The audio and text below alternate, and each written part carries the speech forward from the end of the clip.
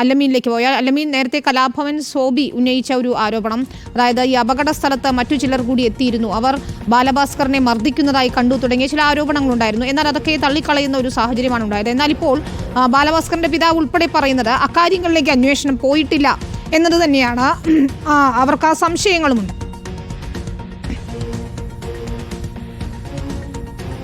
വിനിത, ഈ ബാലഭാസ്കറിന്റെ മരണവുമായി ബന്ധപ്പെട്ട കുടുംബം ആരോപണം ഉന്നയിച്ചതിന് പിന്നാലെ രംഗത്തേക്ക് വന്ന ഒരാളാണ് കലാഭവൻ സോബി. കലാഭവൻ സോബിയാണ് ഒരുപക്ഷെ ഈ കേസിൽ ഏറ്റവും കൂടുതൽ ആരോപണങ്ങളും ആക്ഷേപങ്ങളും ഒക്കെ ഉന്നയിച്ചിരുന്നത്.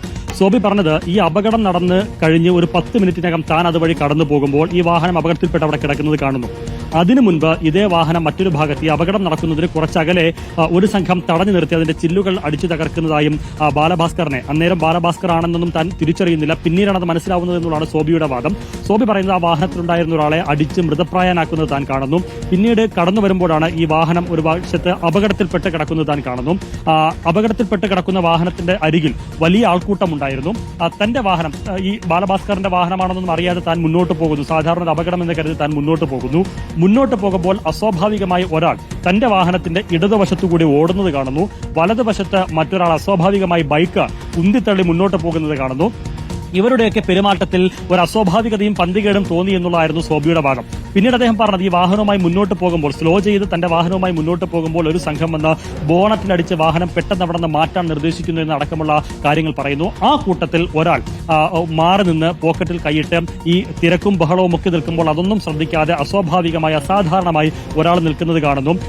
മറ്റൊരാളെയും ആ വിധത്തിൽ കാണുന്നു. ഇവർക്ക് സ്വർണ്ണക്കടത്ത് സംഘവുമായി ബന്ധമുള്ള റോബിൻ ജോസഫും സരിത്തുമൊക്കെയാണ് ഇവരെന്നുള്ളതായിരുന്നു പിന്നീട് ഇയാൾ പറയുന്നത്, സോബി ഒരു ആരോപണമായി ഉന്നയിച്ചിരുന്നത്. DRI ചില ചിത്രങ്ങൾ കാണിച്ച് അവരാരാണ് എന്ന് സോബിയോട് മൊഴി രേഖപ്പെടുത്തുമ്പോൾ സോബി പറഞ്ഞത് അത് സ്വർണ്ണക്കടത്ത് കള്ളക്കടത്ത് സംഘത്തിൽപ്പെട്ട റൂബിൻ ജോസഫാണ് എന്നൊരു മൊഴി നൽകുന്നു. പക്ഷേ CBIയുടെ അന്വേഷണത്തിൽ പിന്നീട് ഈ അപകടം നടക്കുന്ന സമയത്ത് റൂബിൻ ഈ സ്ഥലത്തില്ലായിരുന്നു, അദ്ദേഹം ബംഗളൂരുവിലായിരുന്നു എന്ന് CBI കണ്ടെത്തുകയും ചെയ്യുന്നു. അങ്ങനെ പലതരത്തിലുള്ള ആരോപണങ്ങൾ, ആക്ഷേപങ്ങളൊക്കെയാണ് കലാഭവൻ സോബി ഉന്നയിച്ചത്. അതിന്മേൽ ബ്രെയിൻ മാപ്പിംഗിനും നുണപരിശോധനയ്ക്കും ഒക്കെ തയ്യാറാണെന്നും സോബി പറയുകയും ചെയ്തിരുന്നു. അതിന്റെ അടിസ്ഥാനത്തിൽ അദ്ദേഹത്തെ നുണപരിശോധനയ്ക്ക് വിധേയനാക്കുകയും ചെയ്തു.